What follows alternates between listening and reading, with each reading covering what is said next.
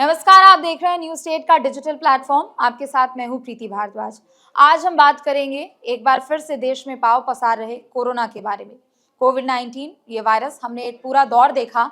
लगभग 3 हमने अलग-अलग इसके फेजेस देखे, 3 वेव देखे जब कोरोना में कई लोगों की जान चली गई थी, लेकिन कोरोना खत्म नहीं हुआ, कुछ समय के लिए थमा और बार-बार यही कहा जा रहा था। हालांकि अब जब कोरोना के मामले एक बार फिर से बढ़ने लगे हैं, तो एक बार फिर से लोगों से यही अपील की जा रही है कि जैसी सावधानी और जैसी सतर्कता हमने पहले इससे पहले के फेज में, इससे पहले के वेव में हमने जिस तरीके से पालन किया था, एक बार फिर से वापस से उस रूटीन पर आने की जरूरत है। जी हाँ, क्योंकि देश में एक बार फिर से तेजी से कोरोना पांव पसार रहा है। पूरे देश भर की अगर हम बात करते हैं तो महज 24 घंटे के भीतर में जो कुल एक्टिव केसेस की संख्या है वो 5000 से ऊपर पहुंच चुकी है।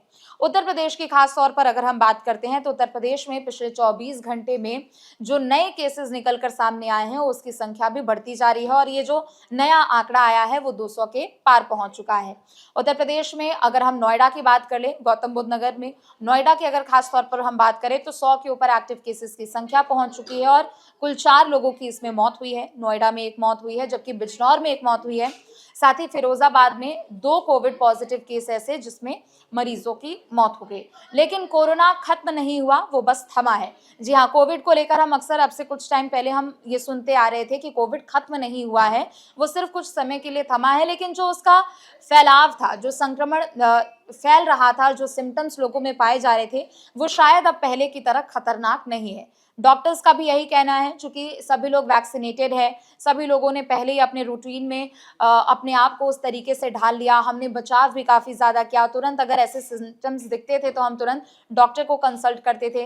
वैक्सीनेट भी हमने अपने आप को करा लिया। लेकिन ऐसे में अब जब कोविड का ये जो नया एक बार फिर से फेज़ देखने को मिला है, वो पहले की तरह उतना खतरनाक साबित नहीं है। लिहाजा लेकिन लोगों को अभी भी सतर्कता बरतने की ज़रूरत है।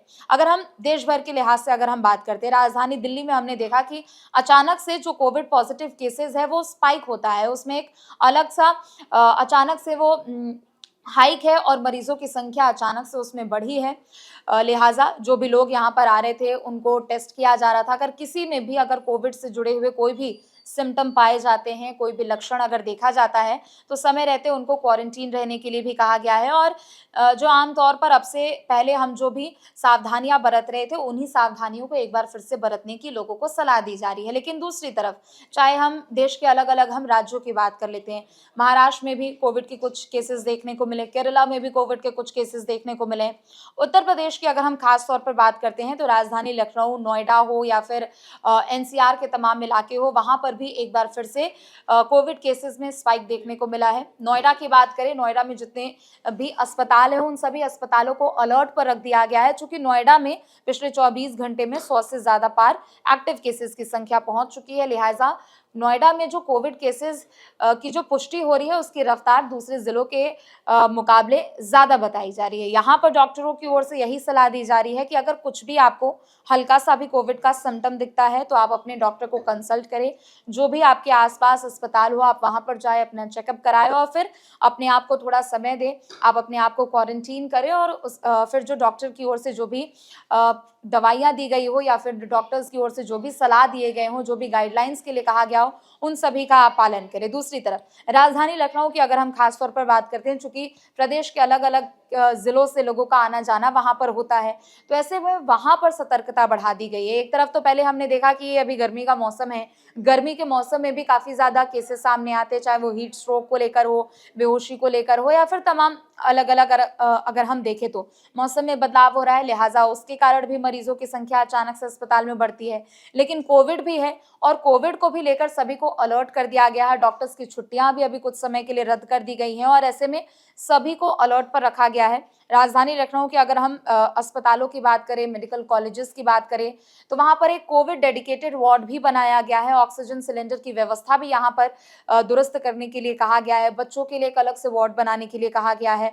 एक डेडिकेटेड कोविड वार्ड भी यहाँ पर बनाया गया है।